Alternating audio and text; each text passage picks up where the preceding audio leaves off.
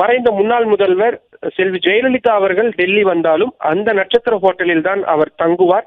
அந்த அளவிற்கு மிகவும் முக்கியம்.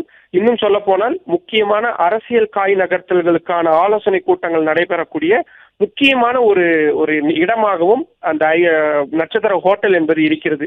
அந்த இடத்தை தான் விஜய் அவர்களும் தேர்ந்தெடுத்திருக்கிறார். இன்னொரு முக்கியமான விஷயம், விமான நிலையத்திலிருந்து அது பக்கமாக இருக்கும். சிபிஐ அலுவலகத்திற்கும் அங்கிருந்து விரைவாக வந்துவிட முடியும். அங்கிருந்து டெல்லியில் அமைந்திருக்கக்கூடிய தமிழ்நாடு அரசு இல்லம் என்பதும் அருகிலேயே இருக்கக்கூடிய ஒரு இடம்தான். தற்பொழுது திரையில் நாம் பார்த்துக் கொண்டிருக்கக்கூடிய அந்த காட்சிகளை தான் பார்க்கிறோம். காலையில் மலர்ந்த முகத்துடன் சென்ற விஜய் அவர்கள் வெளியில் வரும் பொழுது சற்று ஒரு ஒரு ஒரு சோர்வான ஒரு முகத்துடன் இருப்பதை பார்க்க முடிகின்றது. அப்கோர்ஸ் ஒரு 7 மணி நேரம் என்பது டெல்லியில் இருக்கக்கூடிய சிபிஐ அலுவலகத்தில் வைத்து விசாரிக்கப்படுவது என்பது அவ்வளவு சாதாரணமான காரியம் கிடையாது. அதிலும் மிக முக்கியமாக டெல்லியில் நிலவக்கூடிய கடுமையான காற்று மாசுபாடு, ஆதவ அர்ஜுனா அவர்கள் அணிந்திருக்கக்கூடிய அந்த உடையையும் விஜய் அவர்கள் அணிந்திருக்கக்கூடிய அந்த உடையும் நம்மால் பார்க்க முடியும். ஆதவ அர்ஜுனா டெல்லியிலேயே இருக்கக்கூடியவர். அவருக்கு இந்த ஊரின் தட்பவெப்பம் புரியும். அதனால் அவர் கனமான அந்த ஆடை என்பதை அணிந்திருக்கிறார். அதே நேரத்தில் விஜய் அவர்களுக்கு அந்த அளவுக்கு டெல்லியை பற்றிய விஷயங்கள் தெரியாது.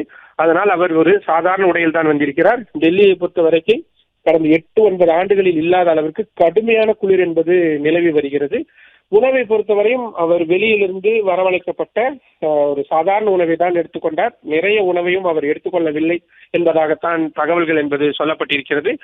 நாளைய தினமும் விசாரணை நடைபெறும் பட்சத்தில் அது எவ்வளவு நேரம் நீடிக்கும், நாளை 7 மணிக்கு அவர்கள் ரிட்டர்ன் ஃபிளைட் என்பதை புக் செய்திருக்கிறார்கள், அதுவரை இருக்குமா? அப்படி இருக்கும் என்றால் இன்றைய பொழுது போலவே 6 மணி வரை இருப்பதற்கான வாய்ப்பு இருக்கிறது. பிரைவேட் ஜெட் என்பதனால் நிறைய ரெஸ்ட்ரிக்ஷன்கள் என்பது இருக்காது. நேரடியாக விமானத்திற்கே போய்விடலாம். அது மட்டும் இல்லாமல் முன்ன பின்ன ஆனாலும் ஒன்றும் பிரச்சனை ஒன்றும் இருக்காது. எனவே நாளையும் விசாரணை நடைபெறுவதற்கான வாய்ப்பு தான் தற்பொழுது வரை இருப்பதாக சொல்லப்பட்டிருக்கின்றது. நாளை விசாரணை தொடரும் என்பதாகத்தான் தற்பொழுது நமக்கு செய்தி என்பதை கிடைத்திருக்கிறது. தற்பொழுது நமக்கு கிடைத்திருக்கக்கூடிய தகவலின்படி நாளையும் விஜயிடம் விசாரணை நடைபெறுகிறது என்பதாக தகவல் சொல்லப்பட்டிருக்கின்றது.